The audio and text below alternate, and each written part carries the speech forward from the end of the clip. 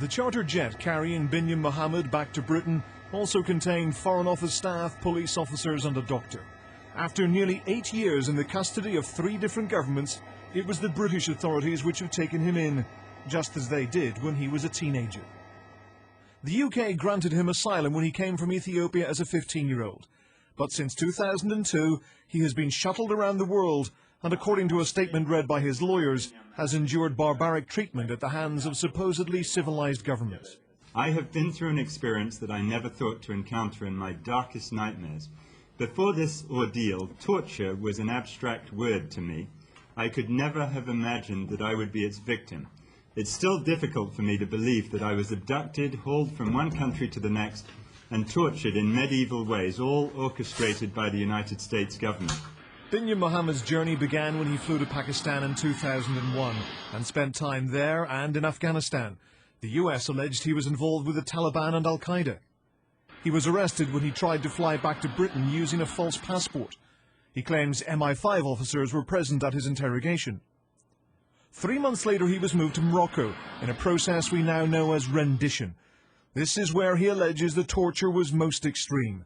The very worst moment came when I realized in Morocco that the people who were torturing me were receiving questions and materials from British intelligence. I had met with British intelligence in Pakistan. I had been open with them. Yet the very people who I had hoped would come to my rescue, I later realized, had allied themselves with my abusers.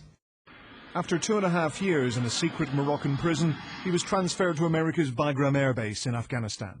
In September 2004, he was flown to the military prison in Guantanamo, and after 4.5 years there, charges were dropped and the British government agreed to allow him to return here, at least temporarily. Other former Guantanamo prisoners have been returned to Britain before, but what makes the case of Binyam Mohamed unique is the involvement of the High Court in his case.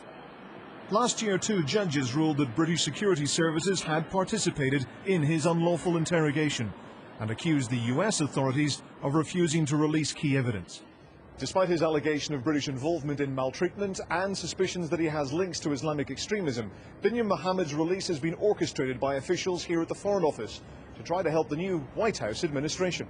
Obviously, the release of Binyam Mohamed is the first release from Guantanamo Bay since the election of President Obama.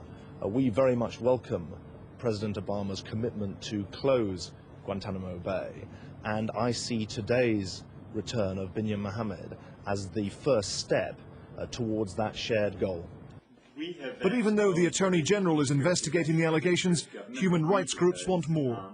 It is absolutely essential now that there be an independent inquiry into the role of the UK in secret detention and rendition and the travesty of justice that has taken place at Guantanamo in terms of Binyam Mohamed. Binyam Mohamed was healthy enough to walk to freedom, but his future is uncertain. His movements may be monitored, his asylum status under review, and pertinent questions will continue to be asked about his past treatment. Ian Woods, Sky News.